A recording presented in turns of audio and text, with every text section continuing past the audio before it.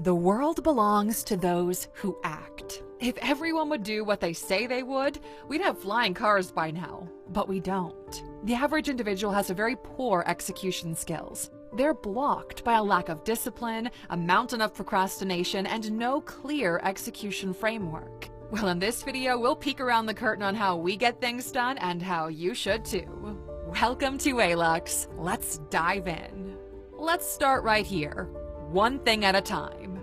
First, we need to address the underlying issue that nobody wants to admit: over-ambition. You see this firsthand on January 1st, where people suddenly act like they have this ability to run 3 companies, start 8 projects, and run a marathon every week. And that's some admiring ambition, sure, but we all know it's not gonna happen. You see people highly overestimate what they can do right before they start doing it. The more things they plan for, the better they feel about themselves. But once those things ultimately get postponed or canceled, well, it creates a chain reaction. Suddenly now everything is postponed and you find yourself in a position where everything needs to happen all at once in order for you to keep to your original plan. You get overwhelmed and you end up doing nothing that you said you'd do. This is the most common reason people underperform. It's what we're seeing time and time again, and even we're guilty of it sometimes. Focusing on one thing at a time sounds easy, but it's extremely difficult because ultimately, if you focus on just one thing, you're neglecting the other ones. And to get this right, you need what we're going to discuss next: priority tier list. When you say yes to something, you ultimately say no to a bunch of other things. And you need to make sure the trade-off makes sense. People find it very hard to say no. They want to be polite, they want to be liked, and they want to build a reputation of a reliable person. But this backfires almost every time. You see, saying no to something because you have something higher in priority means you are reliable. It means you've got the priorities straight and nobody can force you off course. If someone doesn't understand that, it's their problem, not yours. You see, when you shift your focus from one thing to another, your brain runs slower. It may only take tenths of a second to make a mental switch, but they quickly add up. That's why when you read something and check your phone notifications, you completely forget what you just read for the past 20 minutes. You don't even remember where exactly you stopped reading. It takes a lot of brain power to keep switching from one thing to another, which ultimately makes you incredibly sluggish. This is the reason you need a clear priority tier list where things are organized in order of importance and impact, and you do them one by one. Now, there is one big problem with priority lists. This is something that we learned recently, and it literally completely changed the way we work. In order to make a solid priority list, you need to understand the difference between 2 very distinct types of actions, and we're discussing them next: ongoing versus complete. Now, this right here has the potential to completely change your life, and it's pretty simple, really. You see, there are only 2 types of action that you can do in life: ongoing ones and the ones that have a clear start and finish. And the problem is, people are focusing on the wrong one. Let us explain.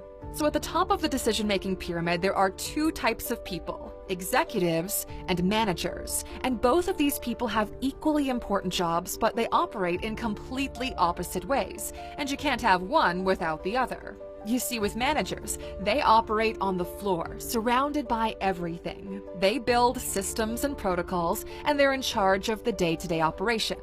In other words, they have ongoing priorities. Things that don't have an end. They just need to happen regularly for the foreseeable future. The manager operates on a daily, weekly, or monthly timeline. Executives, on the other hand, operate in closed quarters alone. They focus on one thing, and they need to see that one thing completed. They operate on a clear timeline. It starts here, and it ends here. Now, here's the mind-blowing part.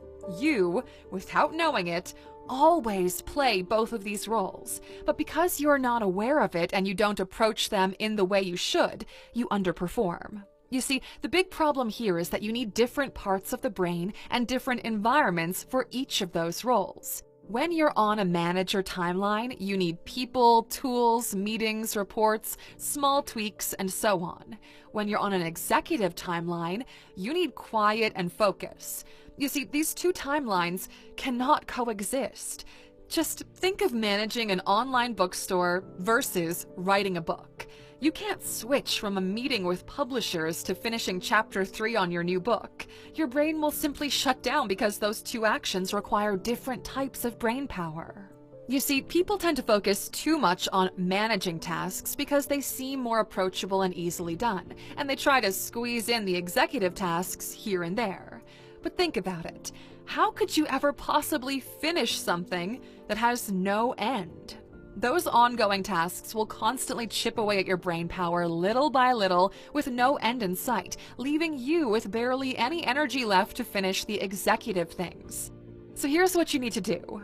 Every morning when you wake up, you need to decide if this will be a managing day or an execution day, because it can't be both. Then only do the tasks from that particular role.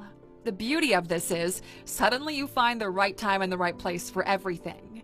Is today a managing day? Well, bulk all your managing tasks up right now.